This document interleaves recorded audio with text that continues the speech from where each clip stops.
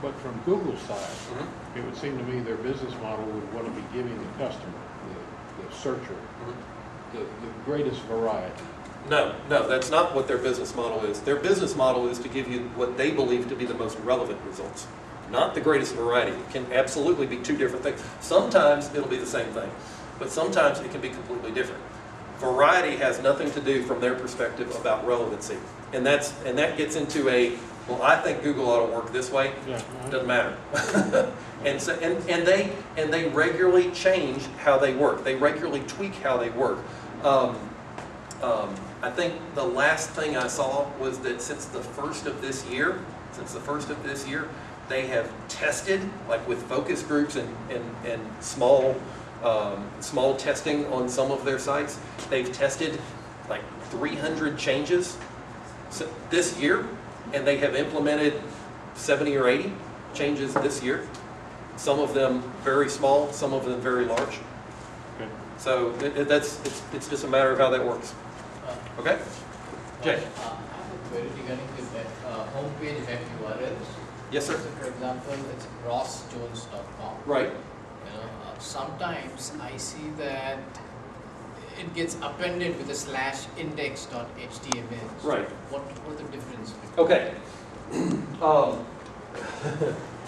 Here's the big geek word for tonight, canonicalization. Okay. What Jay asked was that sometimes he sees a homepage of a website, and let's use my domain again, internetmarketingclass.com. Sometimes he'll see, and I'll go a step further. Sometimes he will see www.internetmarketingclass.com. Sometimes he will see, without the W's, internetmarketingclass.com. Sometimes after the www.internetmarketingclass.com, he will also see /index.html or index.php or index.something else like that. Some would have instead of index, you would have index 2 or index 3. That's right. And what's probably going on there are different situations, but what's probably going on there is that whoever's running the website needs to force all these things. There's a tool, there are tools that webmasters can use to say, now, internetmarketingclass.com /index.html, that's really just internetmarketingclass.com. It's not a separate one, because anytime there's anything after here, Google looks at these things to be unique, okay? And so if you've got anything after here, you have the potential for Google to think, it's two different pages. It's got all the same stuff on it, but they gave me a different web address, so it must be two different pages.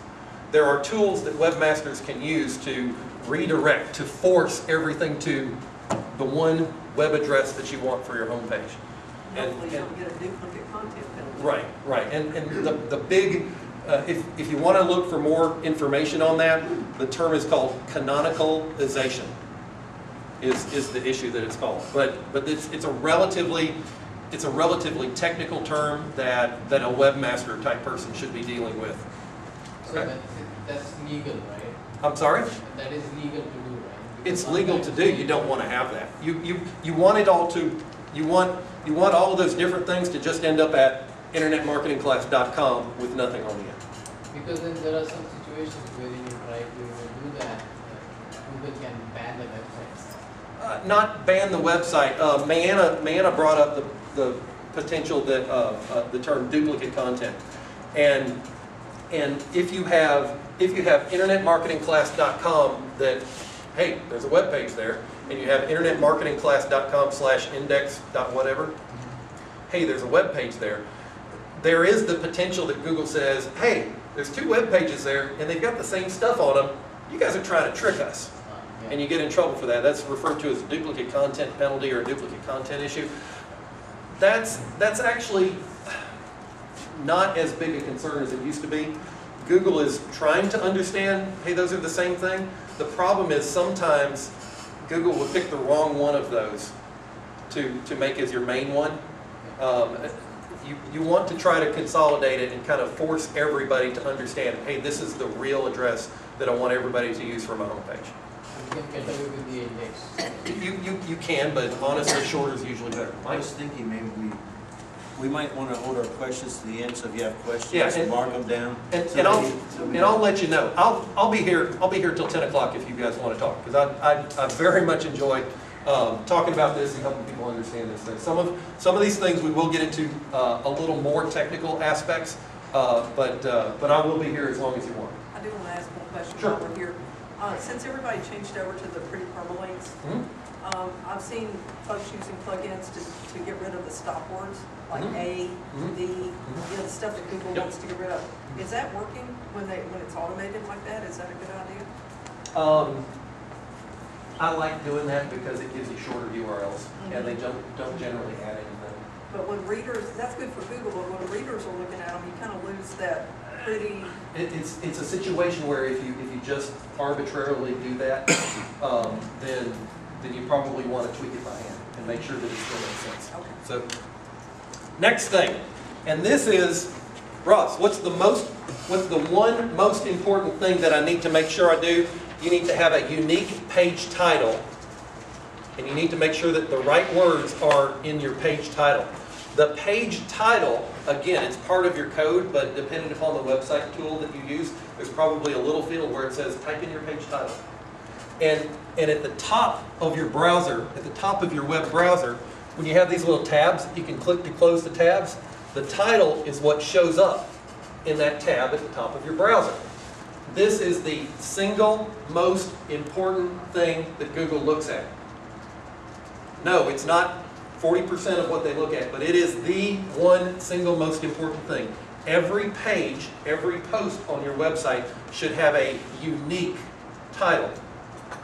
And so if I have a page on my website that I'm targeting the words Learn Internet Marketing, a good title for this page might be Learn Internet Marketing from the Experts at iMarketing Class. It is also, when somebody searches on Google and they see the list of results on Google, it's the top line. And if you have the right words in there that somebody searched for, they will be bolded, they'll be highlighted in the search engine result pages. Sorry for all the acronyms tonight. There is also a limit to how many characters Google will display on that Google page, and it's around 70 characters or so. So you want to shoot for around no more than that. Shorter is fine, but you want to shoot for about 60 to 75 characters. That's the single most important thing that you can do to improve your search engine optimization. Figure out what the right words are, which is tomorrow night's session that I'll be doing, and then make sure that you put them in the title tag. In your headline. Now this is the visible part of your web page that when a visitor to your website pulls up one of your pages, I'm talking about the visible area, what they can see that you've written on your page. The headline, the main top part of your page, you should have a nice text headline. If this is my page and I want to show up for Learn Internet Marketing, those are my right words. One of the right places to put those would be in the headline up here. Learn Internet Marketing from the Experts at iMarketingClass.com. It is a significant ranking factor. If you're technically inclined, it's best if you can use an H1 tag, which means it's the #1 heading tag. If you're not technically inclined, just make sure it's your headline for the page. Okay? Another of the right places to put the right words is inside your content. I had somebody that wants to show up for Nashville Plumbing Company called me. Oh, actually, let me rephrase that, because that was a while ago. I had somebody that wanted to show up for commercial cleaning service. Commercial cleaning service. On their entire website, they did not have the 3-word phrase, commercial cleaning service. Okay? Now they had stuff about what they do and how they clean this, and how they work with businesses and organizations and buildings and stuff, but nowhere on the 10, 20 pages on their website did they have this phrase, commercial cleaning services. Guess what? They weren't showing up well for commercial cleaning services. And they sure weren't showing up well for commercial cleaning services in Nashville. And so They needed to put the right words in the right places. The next of these right places is inside your content. Now this is a place where you need to be careful. You do not want to stuff your content with the right words. If I had prepared a page for them that said, if you're looking for commercial cleaning services in Nashville, our commercial cleaning service is the best commercial cleaning service of any of the commercial cleaning services in Nashville, the visitors would have left the page by then, right? All right? That's what we refer to as keyword stuffing. Don't do that. Don't focus on how many times you've used it. Make sure it's in there at least once. Okay? If it naturally fits a couple of times, then put it in a couple of times. If it naturally fits 3 or 4 times, put it in 3 or 4 times. Don't focus on the number of times that you've got in. If somebody tells you the phrase keyword density, they're thinking about it too much. Now, that's something that might go through my head, but you don't need to ever hear that phrase, okay? You need to just know if you want to rank well for commercial cleaning service or,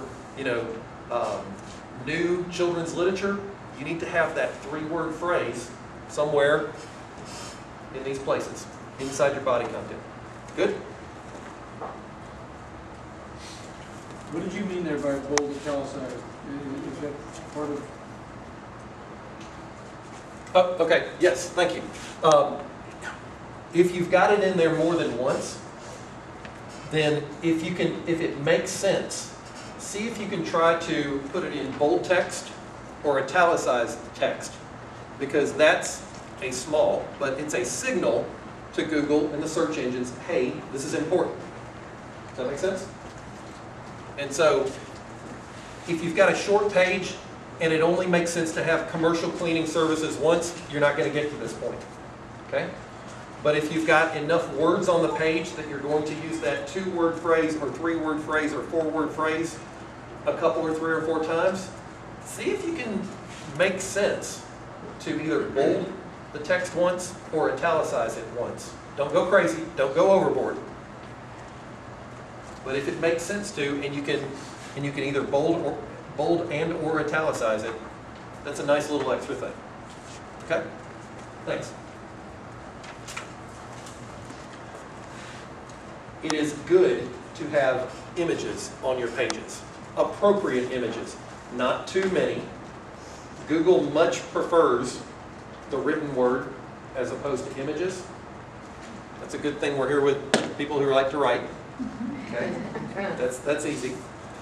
If I'm giving this session to graphic designers, they're going, oh. Images are a good thing to have on your page. Have an appropriate amount of images on your page. 1. Probably not 70. Okay? Somewhere in between there. Whatever makes sense. Think about the user experience when you're adding images in there. The images should add to your story. They should be relevant to what you're talking about. Maybe it's a book cover, or maybe it's an illustration. But when you put that image in there, you know how images have a file name. We've been talking about file names a little bit. The file name of the image, a lot of times if you pull something off of your camera, the file name of the image, it might be IMG, 201200000009a.jpg, right? Okay? That's fine, but you just missed an opportunity. If you change the file name of that image to learn-internetmarketing.jpg, I just gave Google another little clue that this page, this image, it's all about learn internet marketing. Or it's about, rare children's books. Or whatever it is. Whatever right words you're targeting. Does that make sense? Okay? It is a ranking factor when they're looking at the page as a whole. And also, you'll sometimes, how many of you guys realize that Google has a specific image search, where you can search for images? And they do that, and this is one of the primary ranking factors when they're trying to decide which image shows up first in image search. They're looking at the file name, They're also looking at something called the image alt attribute. It's also sometimes called the alt text. The alt text is what, if you hover over an image and you see some words pop up, it's supposed to be the alternate text description. If somebody is visually impaired and they can't see your image, the alt text, the alt attribute is supposed to describe the image. Well, my picture on my page about Learn Internet Marketing, guess what that picture is about? It's about learning internet marketing. And so that's what my alt text is going to be. What? That's the title that pops up. The alt attribute is what pops up if the image doesn't. If the image doesn't load, I'm sorry. It's a title. I'm sorry, you're right. There's a couple of other attributes that are associated with it. Title actually doesn't seem to be a ranking factor. Ooh. I still use it, but it doesn't seem to be a ranking factor. But look for the alt attribute, sometimes called the alt text, and that's also a good place to put your keyword. Do not practice keyword stuffing. Do not put that image as learn internet marketing, learn internet marketing, learn internet marketing. Don't do that. You'll get in trouble. The other thing for Google image search, if you want to have a picture show up in Google image search, they look at the file name, they look at the alt attribute, and they also look at the normal body content that might be surrounding an image. So try to work those keywords in where it makes sense. Videos, rich media, excellent for search engine optimization. If you can embed a video on your page about Learn Internet Marketing, do it. You would want to name the video file learn-internetmarketing.avi or .mp, whatever. Name the file name that. If you are uploading that video also to YouTube or Vimeo or one of the other video sharing locations, you'll want to not only have keyword-rich file name, but you'll also want to have a keyword-rich title. Does that make sense when I say the word keyword-rich? Use your words there. For the title of it, you want it, if your keywords that you're targeted, if the right words are Learn Internet Marketing, then a keyword-rich title would include the words Learn Internet Marketing.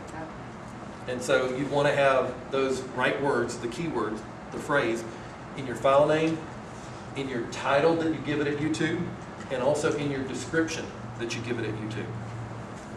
Because Google also separately has a video search option. Sometimes Google will come back and they will show you a number of different things altogether. They will show you plain old Google search. They will show you image search at the same time. They will also show you video search. They might also show you book search results. They kind of mash up all their different formulas and algorithms and databases of a bunch of different information. They generally refer to that as universal search, where they're pulling in a bunch of different things together. But if you can have a video on your page that's related to what you're talking about, that can be a good thing. Yes, ma'am? Just real quick, since a lot of us are authors and we will typically have book covers, and a general title would be the book cover by book name by so-and-so. That'd be great. Okay, so should we also try to work in the subtitle where we have room? You can, yes. Okay. Yes. In your file name, in general, shorter is better. It's the same thing when you're choosing a domain name, a .com for your main website. Shorter is generally better, but you want it to be descriptive. You want it to be, if I'm getting a website, I'd like it to be rossjones.com, or for my business, I'd like it to be tothetopdesign.com because that's my business name. If .com is not available, you go with next best option. But for your file name, you do want it to be relatively short. You do want it to be relatively descriptive. You do want it to be relatively keyword rich. Include the right words in there. Thanks. Another thing that it makes sense to have on this page that we're creating, another place where the right words can come in, is to have related links on your page.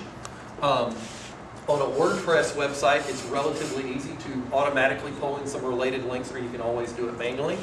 And so if I've got my page about Learn Internet Marketing, I might also include links to one of my pages for SEO for small business, or for 10 common internet marketing mistakes, or small business wins big with online advertising. There's a number of different reasons why we want to do this. One of the things here is it reduces the bounce rate. What's a bounce rate? Well, a bounce rate is when somebody goes to Google, they search for something, and they find your website on Google. All right? They click to go to your website from Google, and then without doing anything else, they bounce off. They go to one page on your website and they leave. That's referred to as a bounce. And if 100% of your visitors do that, you have a 100% bounce rate. In general, and this is oversimplified, but in general, if you have a very high bounce rate, Google says, looks like people aren't finding what they looking for. They're not finding interesting information. And so Google might actually decide that if people are starting on Google, they're clicking on your website, and they're coming right back to Google, and Google knows that because they track everything. Google knows you've got a high bounce rate. Google might decide, maybe you shouldn't be ranking #1.